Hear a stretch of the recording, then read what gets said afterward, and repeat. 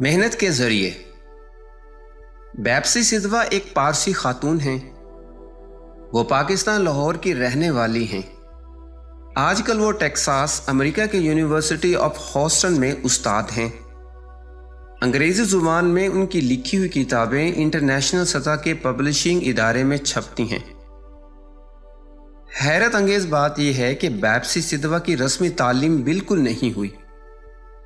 وہ اپنے وطن لاہور کے ایک اسکول میں ابتدائی تعلیم حاصل کر رہی تھیں کہ ان کو پولیو کی بیماری ہو گئی۔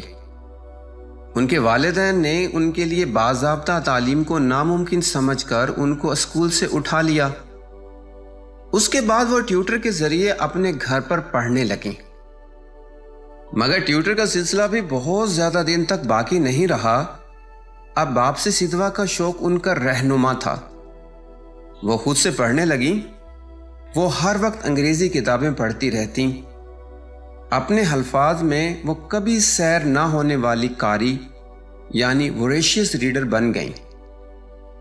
آخر انہوں نے اپنی محنت سے یہ درجہ حاصل کر لیا کہ وہ انگریزی میں مضامین لکھنے لگیں، مگر 2 سال تک یہ حال تھا کہ انہیں اپنے بھیجے ہوئے مضمون کے جواب میں صرف انکاری تحریریں یعنی ریجیکشن سلپس ملتی تھیں۔